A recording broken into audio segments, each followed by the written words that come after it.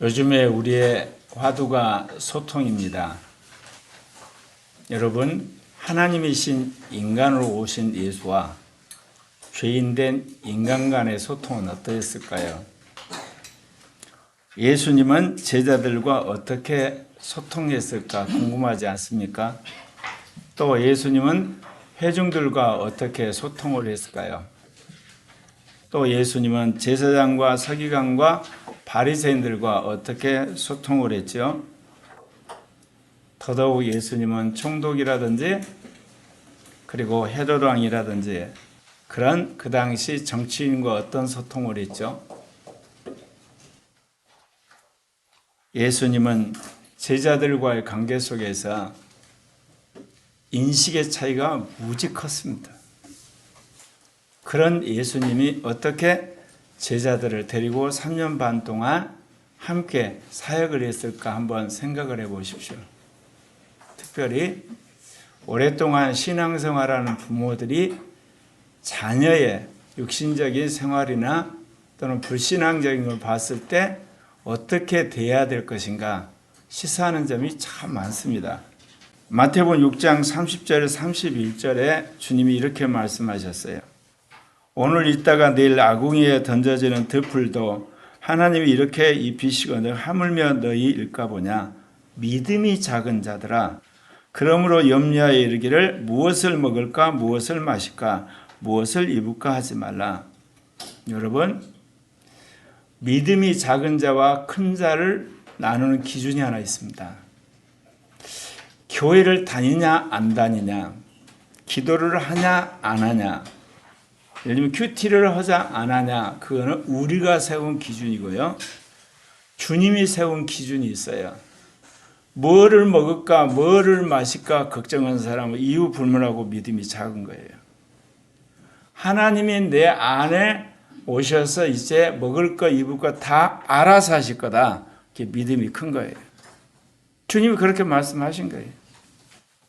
또 마태복음 8장 26절에 예수께서 이르시되 어찌하여 무서워하느냐, 믿음이 작은 자들 하시고 일어나서 바람과 바다를 꾸짖으니 아주 잔잔하게 되거늘.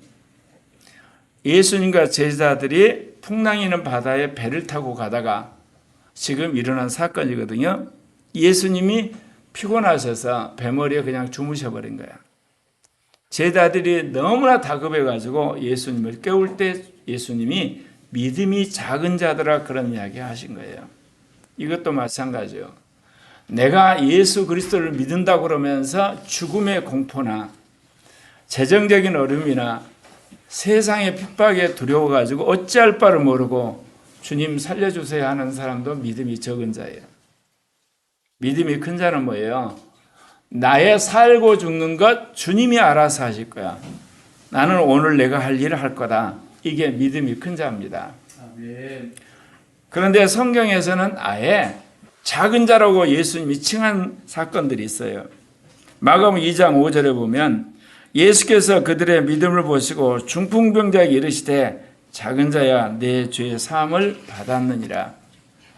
중풍 걸렸는데 친구들 4명이 아예 이 들것에 실어가지고 예수님한테 왔더니 예수님을 사람들이 다 둘러싸고 도저히 예수님에게 접근을 못하니까 천정으로 들어가가지고 지붕을 뜯고 예수님 계신 곳으로 그 환자를 이제 내리는 걸 보고 예수님이 그 환자에게 하냐게 작은 자야, 내 죄 사함 받았다 그런 말씀을 하시거든요. 그런데 오늘 읽은 본문에 주님이 또 작은 자라고 그래요. 작은 자들아 내가 아직 잠시 너희와 함께 있겠노라. 너희가 나를 찾을 것이나 일찍이 내가 유대인들에게 너희는 내가 가는 곳에 올 수 없다고 말한 것 같이 지금 너희에게 이르노라. 예수님은 제자들 향해서 작은 자라고 그랬어요. 그러면 상대적으로 예수님은 큰 자죠. 오늘날 이런 이야기 했다가는 또 어때요? 인권 유린했다고 그러고 혐오했다고 그러고 차별했다고 그러겠는데 예수님 명확히 이야기했어요. 자, 예수님이 제자들 향해서 작은 자야 또는 어리석은 자야, 왜 그렇게 무지한 짓을 했냐 그렇게 말할 수도 있죠.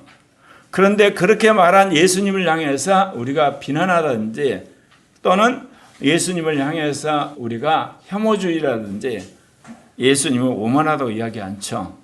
왜 그렇죠? 예수님이 그 말을 할 때 제자들을 깔본다든지 무시한다든지 그리고 제자들을 완전히 배제할 생각이 조금도 없었기 때문에 그렇습니다. 왜 사람들이 작은 자야 또는 왜 그걸 못했어 그러면 안 돼. 그럴 때 사람들이 화를 내죠. 또 무시당했다고 그러죠. 왜 그거를 대해서 사람들이 분노를 하죠. 그렇게 말하는 사람들에게 흘러내려오는 영 그리고 느끼는 그 마음 하는 그 모든 것이 자기를 깔본 거야. 자기 무시하거든. 그리고 자기를 완전히 한마디로 말로 억압을 하는 거예요. 사랑하는 형제 자매 여러분, 여러분이 많이 아는데 여러분 다른 사람을 가르칠 때 상대방이 내가 무시당했다는 생각이 안 들 때는 언제일까요? 많이 안 사람이 내가 얼마나 무지한가를 알고 상대방에게 전하면 그 마음이 같이 전달이 되는 거예요. 나는 많이 알았고 너는 모르니까 나한테 배워. 그렇게 딱 여러분 심정으로 하면 상대방이 다 알아요. 응? 혼자 잘났네 뭐 이렇게. 돈 많은 사람이 작은 사람을 도와줄 때 그 돈 받은 사람이 그래요? 돈 있다고 사람 무시하냐? 그럴 때가 있지만 돈 많은 사람이 가난한 사람 도와주는데 너무너무 고맙게 여길 때가 있어요. 나도 당신처럼 찢어지게 가난한 시절이 있었습니다. 정말 돈이란 것이 참 요상하대요. 그런 심정에서 그 돈 없는 사람을 도와주면 이심전심으로 사람이 고맙게 여기는 거예요. 인간은 영적인 존재요, 마음의 존재예요. 영과 마음이 전달된다는 거 여러분 기억하시길 바랍니다. 그래서 오늘 예수님이 제자들의 작은 자들아, 내가 아직 잠시 너희와 함께 있지만 너희가 나를 찾을 것이지만 내가 가게 되면 못 찾을 것이다. 그러면 예수님이 지금 어디로 가시는가요? 예수님이 이제 이 세상을 떠나서 아버지 곁으로 가신다 그 이야기입니다. 그런데 갑자기 예수님이 이야기를 하시면서 제자들한테 뭐라고 그러냐면 요한복음 13장 34절 35절을 보면 새 계명을 너희에게 주노니 서로 사랑하라. 내가 너희를 사랑한 것 같이 너희도 서로 사랑하라. 너희가 서로 사랑하면 이로써 모든 사람이 너희가 내 제자인 줄 알리라. 이 내용의 문맥상 예수님이 이제 떠나가실 거니까 남아있는 제자들에게 어찌하든지 서로 사랑함으로 제자 공동체를 이루라고 하는 말이라고 우리가 알고 있죠. 맞아요. 그런데 이야기를 굳이 여기서 할 필요는 없거든요. 예수님이 이제 승천하기 전에 제자들한테 이런 말을 해도 돼요. 근데 왜 이 문맥에서 예수님이 새 계명을 준다고 그러면서 그렇게 이야기했을까요? 여러분, 예수를 믿는 제자들 안에서 무슨 문제가 발생하겠어요? 돈 많은 사람, 돈 없는 사람, 많이 아는 사람, 적게 아는 사람, 권력 있는 사람, 권력 없는 사람, 그리고 오래 신앙생활하는 사람, 이제 온 사람들 사이에 갈등이 있을 게 뻔하다 그 이야기입니다. 공동체 안에 있는 갈등이란 것은 우리가 세상에서 향유하고 있는 힘과 힘없는 사이의 갈등이에요. 그러면 이걸 해소하는 방법은 뭐예요? 예수님이 제자들을 위해서 죽은 것처럼 힘 있는 사람, 많이 가진 사람, 그리고 많은 돈을 가지고 있는 사람, 많이 아는 사람이 먼저 섬겨야 되는 거예요. 근데 또 하나가 있어요. 도움을 받은 사람은 감사하게 여겨야 되는 거예요. 여러분, 왕정시대가 오늘날 시민혁명을 통해서 이제 국민국가가 됐는데요. 그러면서 이제 서구라파에서 시민혁명을 하면서 구호가 세 개입니다. 자유와 평등과 박애. 사람들이 그거를 정말 진리라고 받아들였죠. 이거 고쳐야 되는 거예요. 그 당시는 왕정에서 사람들을 억압을 하니까 자유 맞아요. 왕은 특권계급이고 백성들은 짐승같이 취급받을 게 평등 맞아요. 왕은 모든 그야말로 호의호식을 하고 백성들은 그야말로 먹을 것도 없는 상황에서 박에 맞아요. 근데 이거는 정치적으로 적용돼야 될 거예요. 이거를 여러분 경제적으로 적용하게 되면 어떻습니까? 열심히 일한 사람의 받은 월급이나 열심히 일하지 않는 사람의 월급이나 평등하다. 그게 공산주의예요. 그리고 내가 하고 싶은 대로 다 하고 싶어. 자유롭게 살 거야. 그러면서 남의 자유를 박탈하는 것이 동성애 합법화예요. 이성애가 자유면 동성애도 자유고 동성애가 자유면 이성애도 자유해야 되는데 동성애자들만 가지고 소수자라고 해서 한마디로 법으로 그 사람들의 자유를 보장하다 보니까 이성애자들이 거꾸로 자유를 박탈당하는 상황. 그렇게 되는 겁니다, 여러분. 또 사랑합시다. 사랑을 결국은 누구 사랑이냐? 약자를 사랑하자. 좋습니다. 근데 약자들이 법으로 권력을 쥐는 한 그 소수자는 독재자가 되는 거예요. 소수자가 다수 같이 있을 때는 소수자예요. 그러나 법의 보호를 받고 특별히 거기에 대해서 법이 강력하게 한마디로 다수를 이제 억압하기 시작하면 독재예요.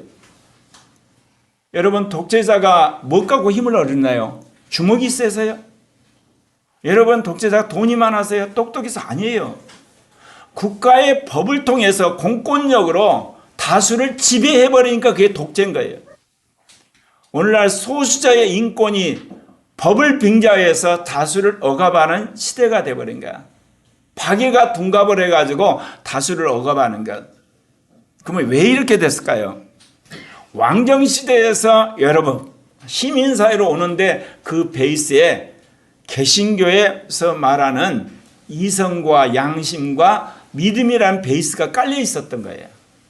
근데 그게 다 파괴되고 나니까 자유가 어때요? 남의 자유를 박탈하는 것이 되고 평등이 뭐냐? 열심히 일하는 사람들이 재산을 한마디로 끄집어오는 거고 박애가 강요가 되어버린 거예요. 그래서 이제 우리는 자유가 아니라 자율, 평등이 아니라 공존, 여러분 박애가 아니라 서로 사랑이란 구호로 이제는 바꿔야 되는 거예요. 그런 의미에서 이제 제2종교개혁을 이제 앞서가는 코리아 교회는 자유란 말보다는 자율, 그 다음에 평등이란 말보다는 공정, 그리고 박애란 말보다 서로 사랑이란 말을 쓰는 것이 21세기 상황에 맞다 그 이야기입니다. 그래서 오늘 주님께서 이제 당신이 이제 죽으시기 때문에 남은 제자들에게 서로 사랑하면서 하나 되라고 이야기했지만 제자 공동체 안에 있을 여러 가지 그야말로 불공정한 것, 그 다음에 부자유로운 것, 그리고 서로 갈등하는 것들을 이게 예견하시고 내가 너희를 사랑한 것 같이 너희도 서로 사랑하라고 말씀하신 겁니다. 내년에 우리 교회가 주님이 말씀하신 3대 지상 명령 3가지가 있는데 오직 성령의 충만을 받으라. 그리고 서로 사랑하라. 그리고 민족 복음화, 아시아 복음화, 세계 복음화, 열심히 복음화하자. 3대 지상 명령을 선포를 하는데 그 중에 하나가 서로 사랑하라는 이 공동체를 이루는 말씀입니다. 그러니까 시몬 베드로가 이제 뭐라고 그러냐? 주여 어디로 가십니까? 시몬 베드로는 예수님이 다른 곳으로 한마디로 이사를 간다고 생각하세요. 다른 곳으로 여행을 간다더니 다른 곳으로 선교를 간다고 생각해서 어디로 가십니까? 그렇게 물어본 거거든요. 근데 예수님은 뭐예요? 예수님은 당신이 죽고 부활해서 하늘나라 가는 걸 이야기하신 거예요. 그러니까 여기서 예수님과 제자 사이의 인식의 차이가 또 엄청나게 많은 거예요. 여러분 교회에서 제일 무시당한 기분이 들 때가 언제 아세요? 돈 많은 사람이 돈 없는 사람 그거 아니에요. 권력 있는 사람이 권력 없는 사람 무시하는 거, 그리고 배운 사람이 배우지 않는 거 무시하는 거, 그거는 원래 세상에서 그런 것이라 하기 때문에 그거 감안해요. 신앙이 좋다는 사람이 신앙이 없는 사람 무시하는 거, 이것처럼 교회에서 견디기 힘들어요. 예수님이 그래서 서로 사랑하라고 그런 겁니다. 예수님은 하나님이면서 인간으로 오신 분이야. 죄인된 제자들과 더불어 3년 반 동안 사셨을 때 인간적으로 봤을 때 예수님이 얼마나 복창이 터졌겠어요? 그런데 복음서 어디를 봐도 예수님 그랬다는 이야기 하나도 없어요. 왜 그럴까요? 예수님은 인간의 연약함을 누구보다 잘 하신 거예요. 그들을 구원하러 오신 거예요. 그러니까 그 모든 것을 다 참고 수용하신 거예요. 사랑하는 형제 자매 여러분, 우리가 섬긴다는 게 뭘까요? 상대방을 긍휼히 여긴 걸 말해요. 섬긴다는 건 뭐를 말까요? 여러분, 상대방을 참아주는 걸 말해요. 섬긴다는 건 뭘까요? 상대방을 위해서 여러분 기도하는 걸 말하는 거예요. 그런 마음이 될 때 비로소 섬기게 되고 하나 된다, 그 이야기입니다. 예수님이 이야기해요. 내가 가는 곳에 너가 지금 따라올 수 없다. 후에 따라오리라. 그렇게 말씀을 하신 거거든요. 예수님은 성령을 받아서 아버지로부터 말씀을 받았기 때문에 당신이 이제 죽을 때가 된 걸 안 거예요. 근데 제자들은 모르는 거예요. 그러니까 어디 뭐 이사 가는 줄 아니면 다른 곳으로 선교 가는 줄 그렇게 생각해서 베드로가 물어본 거거든요. 그래도 베드로는요 굉장히 열정적이고 충성된 종인 거야. 다른 제자들은 그냥 그런가 보다 뭔 말인지도 모르고 그냥 가만히 있는데 제자 어디로 가는 거야 물어본 거예요. 여러분, 주님이 기뻐하는 사람은 실수가 많아도 적극적으로 반응하는 사람이에요. 실수하면서 배운단 말이 있잖아요. 요즘에 여러분, 주님 앞에 실수하는 거, 주님 앞에 심지어 죄 짓는 거, 육신적으로 사는 거, 여러분 그것이 문제가 아니에요. 그 다음에 반응이 중요한 거예요. 죄 졌구나, 내가 잘못했습니다. 내가 육신적으로 살았구나, 정말 죄송합니다. 내가 멍청했습니다. 그 반응이 중요하다고요, 여러분. 근데 우리는 죄 안 짓는 것을 자기 의로 삼아, 육신적으로 살지 않은 걸 자기 의로 삼고, 자기가 좀 똑똑한 걸 자기 의로, 아무짝에도 쓸데없어요. 그건. 예. 그거 어떻습니까? 주님과 관계가 더 멀어져 가는데 차라리 죄 짓고 나서 내가 정말 잘못했구나 깨닫고 주님을 더 사랑해서 주님 안에서 새로워지는 것. 내가 진짜 육신적으로 산 거야. 다시는 안 그래야지. 그러면서 영을 구하는 것. 내가 너무 잘난 체 했어. 그러면 사람이 겸손해져 가는, 그래서 새 사람으로 바뀌는 걸 주님이 원하신다, 그 이야기입니다. 요한복음 16장 13절에 그러나 진리의 영이 오시면 너희는 모든 진리 가운데로 인도하시리니 그가 스스로 말하지 않고 오직 들은 것을 말하며 장래를 너희에게 알리시리라. 여러분, 예수를 믿는 그리스도인들은 진리의 영이 오세요. 장래일을 가르쳐 주는 거예요. 그러니까 여러분 안에 미래에 대한 비전이 없다. 장래에 대한 꿈이 없다.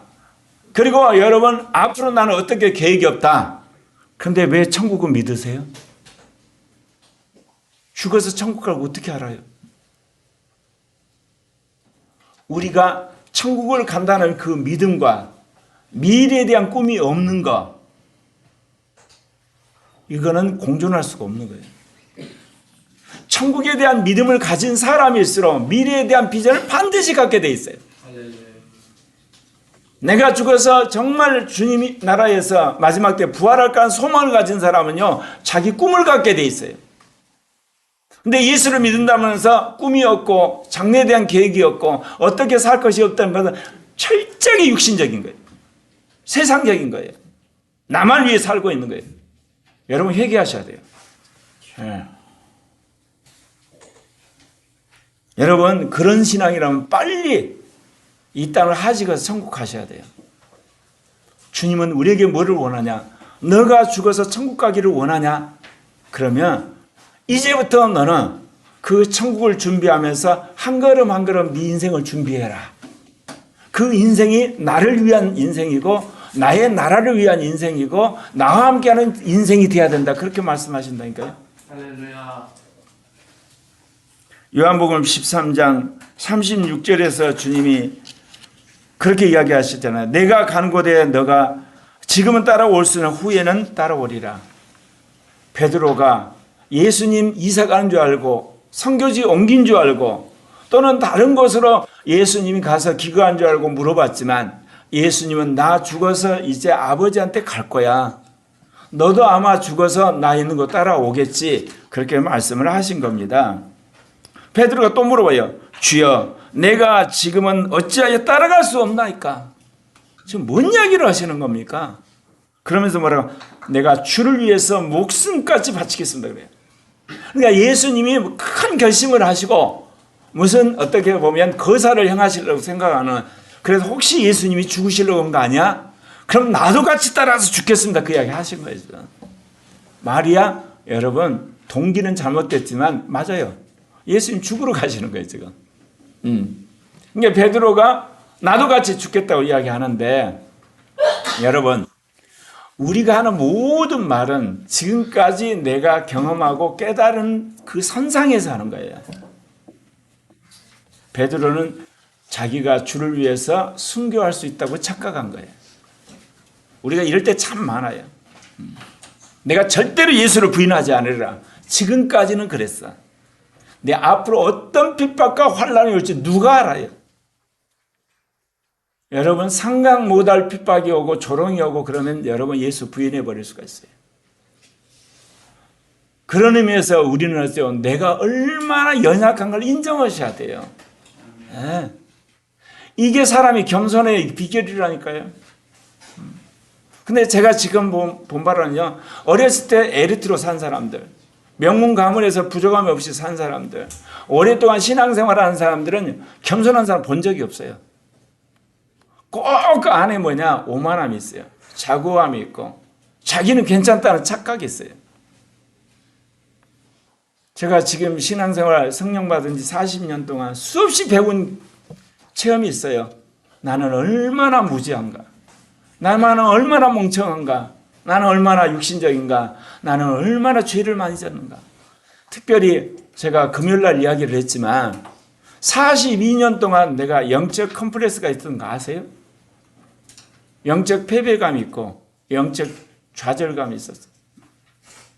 일반 계시 영역에 어떤 문제가 닥치면 주님한테 물어보고 계속하면 주님 가르쳐 주셨어요. 특별 계시 영역에서 모르는 게 있으면 주님 가르쳐 주셨어요.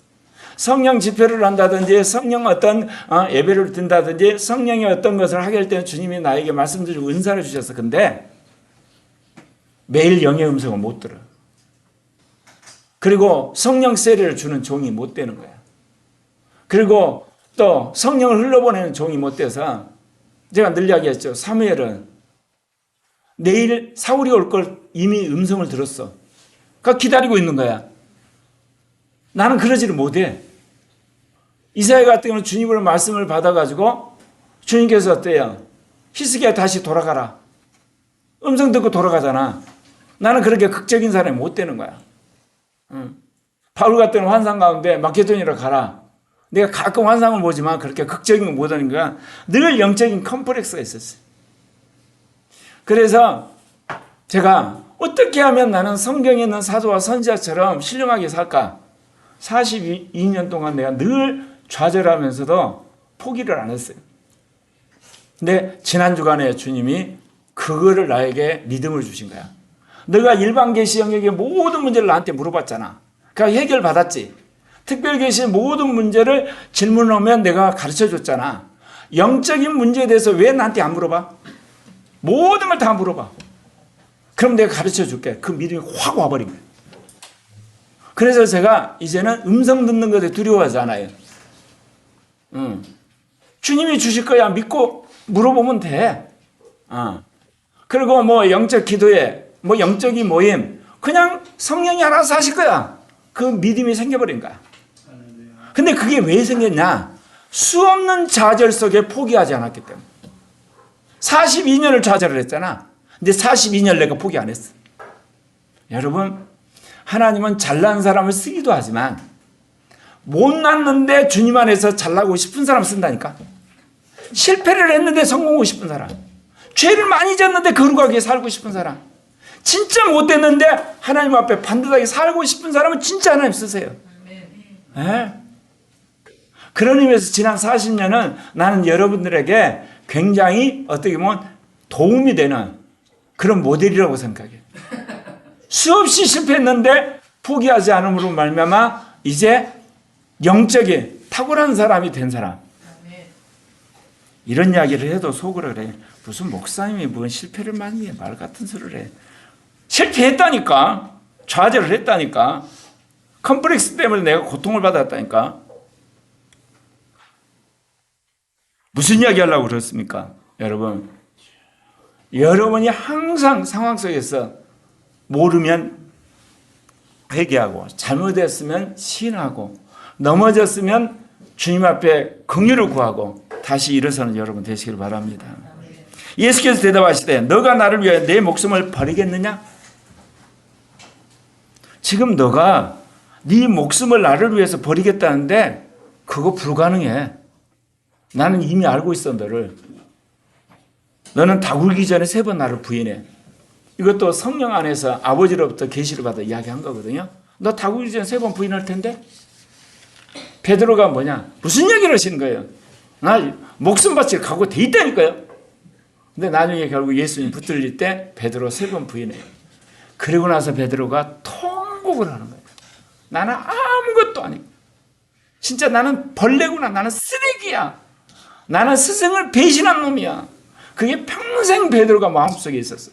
그래서 전설에 의하면 베드로는 이렇게 십자가에 죽은 게 아니라 거꾸로 매달려 죽었대. 그게 왜 그러겠어요? 스승을 배신한 제자. 여러분, 실패가 인생의 마지막이 아니라니까. 인정하고 벌떡 일어나면 돼.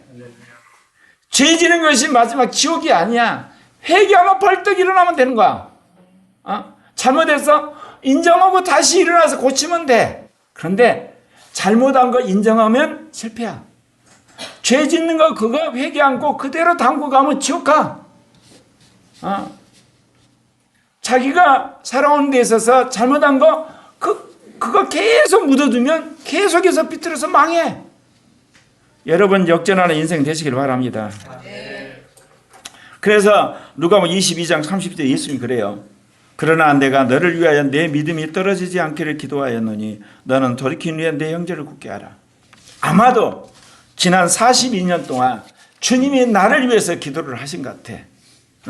내가 너를 성령 세례 주는 종, 영을 터뜨리는 종, 영의 음성을 듣는 종, 영과 더불어 살아가는 종을 기피고 만들겠다. 그래서 그 좌절 속에서도 포기하는 마음을 주신 거지. 포기를 해야 돼. 포기 안 되잖아. 42년 동안. 대단하지 않아요? 근데 내가 대단한 게 아니야. 하나님이 그런 뜻을 가지고 포기를 못하게 한 거야. 그래서 앞으로 기대하시라. 영을 따라 살아가는 고영석 목사를 보면서 나도 일어서리라. 그래서 모두가 신령한 자가 되시길 바랍니다. 아멘.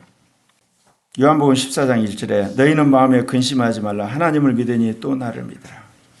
여러분, 왜 사람이 근심하나요? 하나님 안 믿어서 근심해요. 근데 하나님을 믿는다 그러고 근심한 사람이 있어요. 하나님을 믿는데 예수님 안 믿어서 그래요. 하나님도 믿고 예수님도 믿는데 근심하는 사람이 있어요. 성령을 안 믿으니까 그래요. 그러니까 여러분 믿으려면 하나님도 믿고 예수님도 믿고 성령도 믿으셔야 돼요. 하나님이 우주 만물을 다 움직이시고 생사하고 올리셔한다. 아멘. 예수님이 나를 구원하셨고 예수님이 나에게 오셔서 나와 함께 하신다. 아멘. 성령이 내 안에 계셔서 지금 말씀하신다. 그렇게 딱 했더니 성령이 뭐라고 하시냐. 야 그리 가면 안 돼. 이리 가. 그거 참어. 숨어. 성령이 인도하신다고. 아멘. 그랬다니까 내가 42년 동안 그 영적 컴플렉스 속에 포기 않고 했더니 하나님께서 이제 무엇이든지 물어봐. 영적인 것들. 특별 계시도 무엇이든지 물어봐. 일반 계시도 무엇이든지 물어봐. 그럼 내가 대답해 줄게. 그래서 제가 얼마나 행복했는지 몰라요. 지금도 계속 행복하고 있습니다. 요한복음 14장 2절부터 3절에 뭐라고 그러냐. 내 아버지 집에 거할 곳이 많도다. 그렇지 않으면 내게 일렀으리라. 내가 너희를 위하여 거처를 예비하러 가노니 가서 너희를 위하여 거처를 예비하면 내가 다시 와서 너희를 내게로 여러분 천국에서 예수님이 집을 짓고 계신 거 아세요? 새 예루살렘 도성. 하늘나라하고 새 예루살렘 도성은 달라요. 이 하늘나라는 지금 하나님 통치하시는 나라지만 이제 새 하늘과 새 땅에 들어설 새 예루살렘을 짓고 계세요. 그러면 어떻게 되느냐? 지금 있는 옛 하늘, 지금 있는 옛 땅, 지금 있는 옛 피조물은 다 주님이 불태워 없애고 그들을 새롭게 만들어요. 새 하늘과 새 땅. 그때 임할 나라 새 예루살렘을 하늘에 지으러 가신 거야. 그래서 새 예루살렘을 이제 내가 다 지은 다음에 내가 너희를 데리러 온다, 그 이야기 하신 거예요. 사랑하는 형제 자매 여러분, 우리 죽어서 우리의 영혼은 하늘나라 가요. 근데 부활해서는 우리는 새 예루살렘에 들어가요. 그거 아셔야 돼요. 구분 잘 하셔야 돼요. 하늘나라는 영원히 가는 임시천국이고요. 새 예루살렘은 영혼 몸이 완전히 부활해서 들어갈 영원한 나라인 거, 그것 주님이 마련하러 가셨다, 그 이야기입니다. 그래서 히브리서 12장 22절에 그러나 너희가 이른 곳은 시온산과 살아계신 하나님의 도성인 하늘의 예루살렘, 그렇게 이야기하고 있습니다. 그래서 하나님의 나라가 하늘나라에 이루어졌지만 여러분, 그곳에서 영원한 하나님 나라인 새 예루살렘이 준비되어 있다는 것. 그래서 어린 양의 생명책에 기록된 사람은 그 영원히 하늘나라 되겠다가 부활해서 새 예루살렘에 들어갈 줄 믿습니다. 그래서 계시록 21장 2절에 또 내가 보매 거룩한 성 새 예루살렘이 하나님께로부터 하늘에 내려오니 그 준비한 것이 신부가 남편을 위하여 단장하더라. 새 하늘과 새 땅이 만들어진 다음에 새 예루살렘이 하늘로부터 내려와요. 예, 그래서 새 지구에 안착을 해요. 거기서 우리 영생하며 사는 거예요. 예. 요한복음 14장 4절에 내가 어디로 가는지 그 길을 너희가 아느니라. 예수님 그 이야기를 하세요. 왜냐하면 예수님이 오셔서 제자들한테 나는 아버지한테서 왔다니까, 너희들 구원하러 온 거야. 나는 하늘에 있는데 내가 너희를 구원하러 인간으로 온 거야. 그런 식으로 예수님 계속 비유해서 말씀하셨어요. 근데 제자들은 관심이 없은 거야. 그들이 생각하는 메시아상에 완전히 머릿속에 그거인가. 제2의 다윗이 와서 예수님과 함께 3년 반 인생 투자한 다음에 예루살렘에 올라가서 영의정 자의정 하자, 그 생각만 있는 거예요. 오늘날 크리스찬도 똑같아요. 예수 믿고 천국 티켓 딴 다음에 그 다음부터 내 마음대로 살 거야. 내 마음대로 술 먹고, 내 마음대로 도박하고, 내 마음대로 게임하고, 내 마음대로 연애하고, 내 마음대로 거짓말하고, 내 마음대로 등쳐먹고, 내 마음대로 한마디로 승진하고, 내 마음대로 정치하겠다. 내 마음대로 놀러다니고. 똑같아요, 여러분. 여러분, 예수를 믿으면서부터는 내 마음이 없어져요. 주님 마음인 거예요, 여러분. 그러면 신앙생활은 뭐냐? 내 마음을 없애고 주님 마음을 내 마음속에 집어넣는 거예요. 이게 옛사람을 벗어버리고 새 사람을 지는 거예요, 여러분. 이건 모를 때는요, 교회 열심히 다니면 난 신앙 좋은 줄 알았어요. 기도 많이 하면 신앙 좋은 줄 알고, 헌금 많이 하면 신앙 좋은 줄 알고, 전도 많이 하고. 아니오시다. 안에 옛사람이 박살난 사람이 신앙이 좋은 거야. 그럼 물어봅시다. 새 사람이 된 사람이 주일날 예배에 나올까 안 나올까? 당연히 나와요, 여러분. 새 사람이 되면 헌금할까? 당연히 하게 돼 있어. 새 사람이 된 사람은요, 남을 사랑하고 당연히 사랑하게 돼 있어. 새 사람이 된 사람은요, 여러분 전도를 해요. 근데 문제는 옛 사람하고 새 사람하고 함께 섞어져 있어, 대부분. 네. 여러분, 새 사람이 되면 하늘의 소망으로 살아요. 요즘에 제가 주기도문을 많이 외우거든요. 하늘에 계신 우리 아버지, 아버지의 이름을 거룩하게 하시면, 아버지의 나라가 오게 하시면, 아버지의 뜻이 하늘에서 가지 땅에서 이루어지게 하소서. 왜 내가 이 고백한지 알죠? 내가 외우는데 젬병이거든. 근데 이거를 묵상하면서 외울 때 가슴에 아버지 나라가 온 것 같은 감동을 지난 한 달 동안 경험을 한 거야. 그리고 나서 영적인 주님의 언약이 나한테 온 거예요, 여러분. 세상의 모든 것이 다 불타 없어지는 거예요. 나도 죽어버리는 거야. 그럼 남는 거래요. 하나님 나라만 남는 거예요. 요즘에 제가 그 심정으로 살아요. 예. 그럼 그 하나님 나라 뭐로 경험하냐? 성령으로 경험한 걸 믿으시길 바랍니다. 요한복음 12장 26절에 사람이 나를 섬기려면 나를 따르라. 나 있는 곳에 나를 섬기는 자도 거기 있으니 사람이 나를 섬기면 내 아버지께서 예수님을 열심히 섬기면 여러분은 어느덧 하늘나라 가 있어요. 그런데 자기 왕국을 만드는 크리스찬은 까딱 잘못 지옥에 가 있어요. 교회 봉사할 때 조심하셔야 돼요.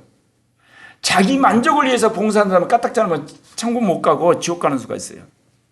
자기 왕국 만들려고 목회해가지고 교회 크게 만든 목사 잘못하면 지옥 가는 수가 있는 거예요.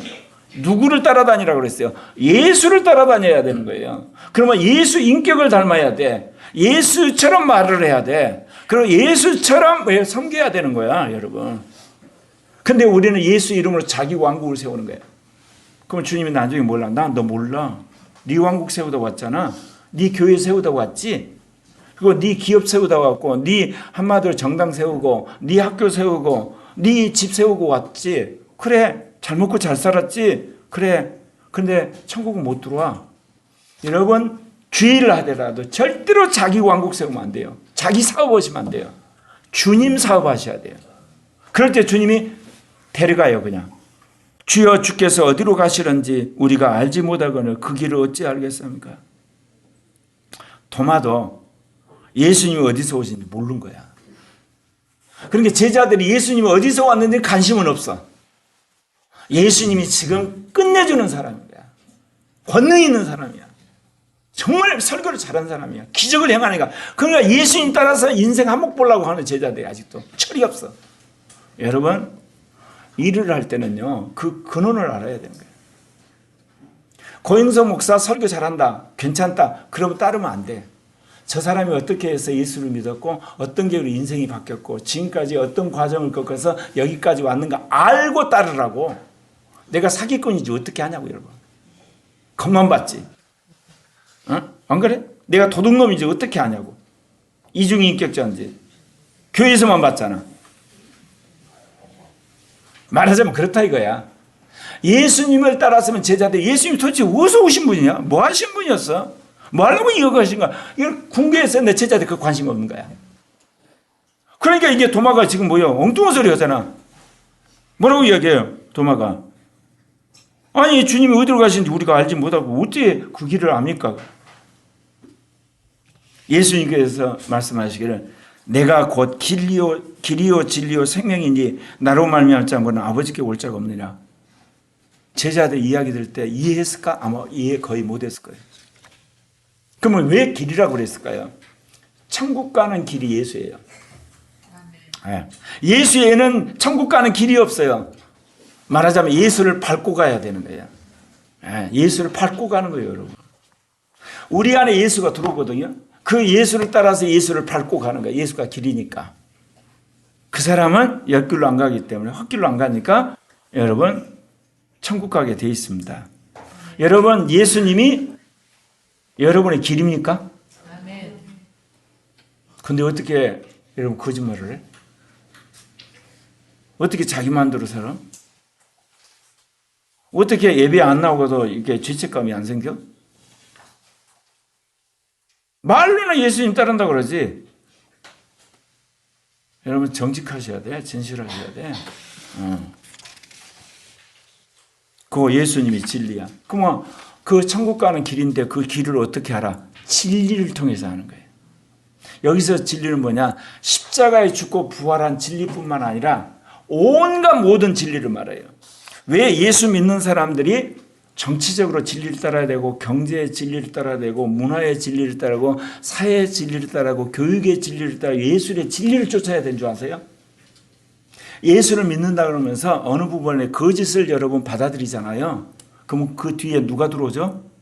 거짓의 영이 들어와요. 거짓의 영이 여러분 안에 들어와가지고 이제 구원의 진리도 전부 바꾸기 시작해요. 천국의 진리도 바꿔버려요. 영적 진리도 딱 바꿔요. 그런 사람을 일컬어서 우리가 뭐라 이단이라고 그러잖아요. 그래서 크리스찬은 인생 사는 날 동안 진리가 아닌 모든 건 무조건 버리셔야 돼요.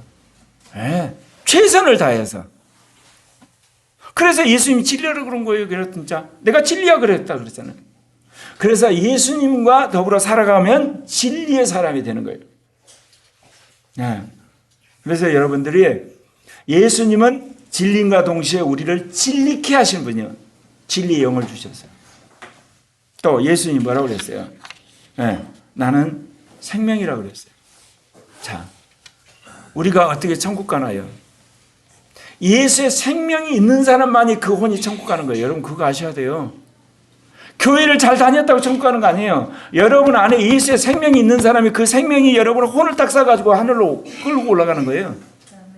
그래서 예수님이 난 길이야, 나 진리야, 나 생명이야. 내가 왜 물리학에 목숨 건 줄 아세요? 전공도 안 했는데 우리나라 교육계 혁명을 하려고.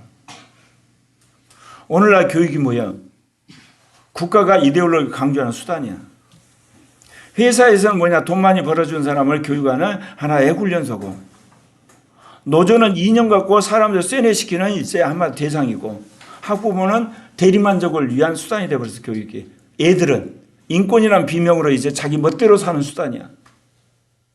이거 완전히 새롭게 바꿔야 돼. 내가 챗GPT를 보면서 느낀 게 뭐냐? 교사가 필요 없더라고. 필요 없어요, 여러분. 그러면 교사가 진짜 필요 없냐? 새로운 교사가 필요해요. 챗GPT를 어떻게 이용할 것인가? 문제가 안 풀렸을 때 어떻게 인내하면 문제를 해결할 것인가? 그리고 내 의견만이 아니라 다른 사람 의견과 어떻게 소통을 할 것인가? 그리고 나는 왜 공부를 해야 되는가에 대한 동기부여를 해주는 새로운 교사가 필요한 거야. 새로운 교사가.